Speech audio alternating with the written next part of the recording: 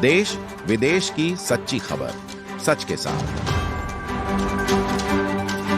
आप देख रहे हैं नेशनल इंडिया न्यूज।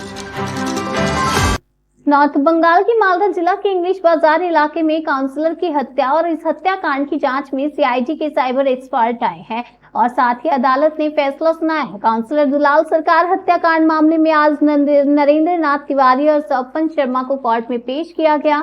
पुलिस की ओर से सरकारी वकील ने 5 दिन की पुलिस हिरासत की अर्जी दी। अदालत ने 5 दिन की पुलिस हिरासत का आदेश दिया।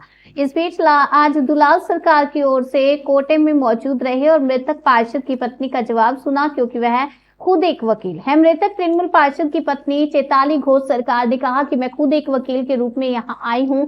जांच किस दिशा में आगे बढ़ रही है, मैं इसलिए उपस्थित थी क्योंकि मुझे लगा कि देखना आवश्यक है कि कोई प्रभावित ना कर रहा हो। उन्होंने एक याचिका भी दायर की कि गिरफ्तार नरेंद्र नाथ तिवारी की ओर से इस बार एसोसिएशन का कोई वकील पेश ना हो। दुलाल सरकार हत्याकांड में आरोपी अमित दर्जक के पास से पहले ही एक मोबाइल फोन बरामद किया जा चुका है। अदालत ने जांच में आगे की प्रगति के लिए गिरफ्तार लोगों को 5 दिन की पुलिस हिरासत में भेज दिया।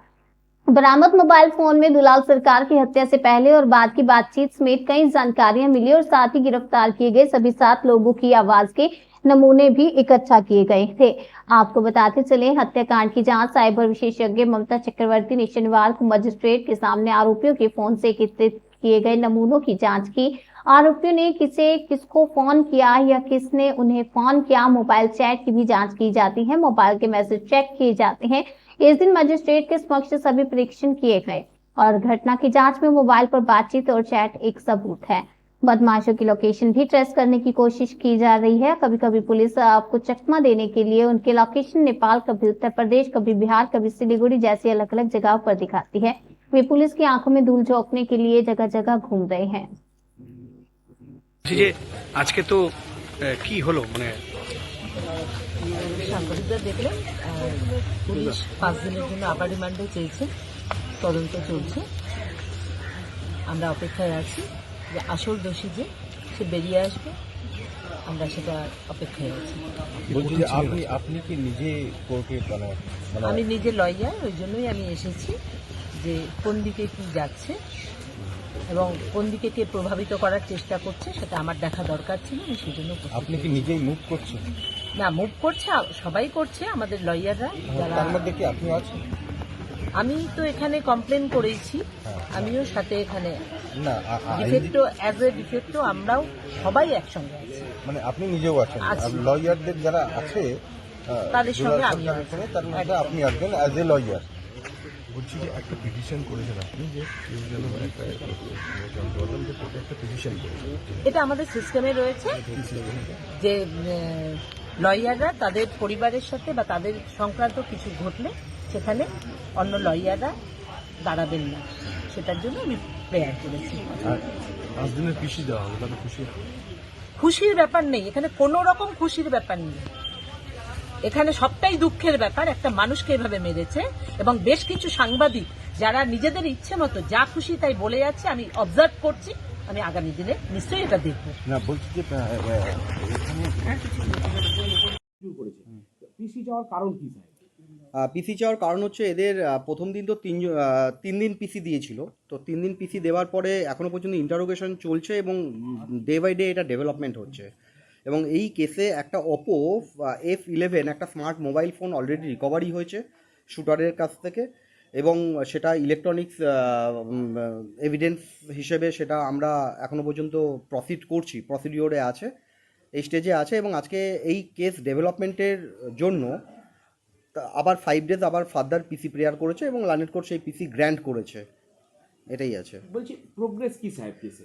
প্রোগ্রেস আছে হচ্ছে যে অফেন্স যখন ঘটনা ঘটলো accessory before the fact, of the fact and after the fact, যেখানে একটা টেলিফোনিক কনভারসেশনস একটা পাওয়া গিয়েছে, এখনও পর্যন্ত সেই টেলিফোনিক কনভারসেশনস এখনও খতিয়ে দেখা হচ্ছে।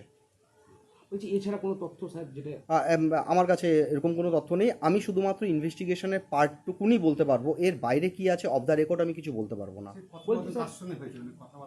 আমি কিছু জানি না এখন, ওটা একমাত্র ওটা মেটেরিয়াল এক্সিবিট আছে, ওটা আমি মেটেরিয়ালের ব্যাপারে এখন আমি এই সময় কিছু বলতে পারছি না। বলছি দুজন সাহেব এখনো ফেরার আছে। হ্যাঁ, এই কেসে কি আরো কারো ইনভলভমেন্ট আছে? এই দুজন বাদ দিয়ে আরো কারো ইনভলভমেন্ট এখনো পর্যন্ত পাইনি, যতটুকুন আপনারা দেখতে পাচ্ছেন ততটুকুন আমিও দেখতে পাচ্ছি।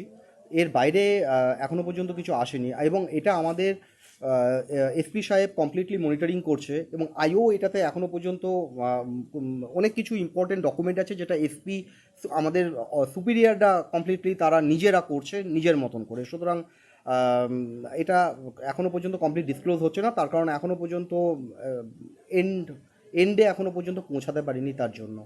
বলছি এই দুজন তাদেরকে 3 দিন জিজ্ঞাসাবাদ করা হয়েছে, হ্যাঁ। এই জিজ্ঞাসাবাদে কি অন্য কোনো নাম উঠে আসছে স্যার? এটাও তো এখনো পর্যন্ত ডিসক্লোজ হয়নি, এটাও ডিসক্লোজ হয়নি, কারণ এটা একদম ইনভেস্টিগেশনের পার্ট। এখন কার নাম উঠে এসেছে না এসেছে এখনো পর্যন্ত তো আমি আমার কি মনে নলেজে নেই। করছেন সাহেব যে এরাই কি মূল চক্রী? কেস কি বলছে? এখনো পর্যন্ত যেটুকুন এসেছে ইলেকট্রনিক্স মিডিয়া যেটুকুন পর্যন্ত যেটাতে আমাদের এগিয়েছে, তাতে দেখা যাচ্ছে যে কিছুটা আমরা অলরেডি পার্ট মানে ইনভেস্টিগেশন অলরেডি কিন্তু হয়ে গিয়েছে এবং অলরেডি শেষের দিকে এগোচ্ছে এই কেস। আরো কি না সম্ভাবনা আছে কারো নাম? হতে পারে, ইট মে বি, কিন্তু আমি তো বলতে পারছি না এখন, কারণ ইনভেস্টিগেশন ইন্টারোগেশন এটা আমাদের সুপিরিয়ার করছে, ডিস্ট্রিক্টের এসপি করছে, সুতরাং ইন্টারোগেশন তো আমি করছি না। আমাকে যেইটুকুন দেওয়া হচ্ছে আমি সেটুকুনই বলতে পারবো, এর বাইরে আমার পক্ষে বলা সম্ভব নয়।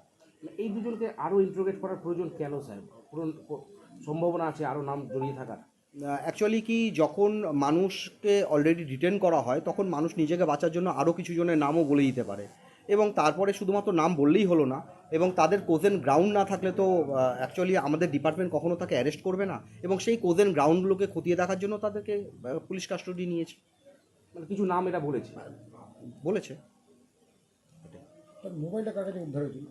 মোবাইলটা হচ্ছে অমিত রজকের কাছ থেকে প্রবাবলি রিকভারি হয়েছে। অমিত রজক, অ্যাকিউজড অমিত রজক। বলছি স্যার এই নরেন্দ্রনাথ তিওয়ারি এবং স্বপন শর্মা এদের মধ্যে কানেকশনটা কি স্যার? আমি বলতে পারবো না, কারণ আমি শুনেছি যে তারা পলিটিক্যাল একটা সময় পলিটিক্যাল কেরিয়ার, তাদের মধ্যে একটা সুন্দর একটা বন্ধুত্ব সম্পর্ক আছে, ব্যাস এইটুকুনি। আপনারা যা জানেন আমিও তাই জানি, তার বাইরে আমার পক্ষে বলা একজন গভর্নমেন্ট সার্ভেন্টের কাছে পসিবল নয়। বলছি আপনি আপনি আপনি একটু বললেন যে এরা অনেকজনের নাম বলছে, নরেন্দ্রনাথ তিওয়ারি বলছে না স্বপন শর্মা বলছে? এটাও আমি বলতে পারবো না, কারণ ইন্টারোগেশনটা অলরেডি আমাদের এসপি সাহেব করছে।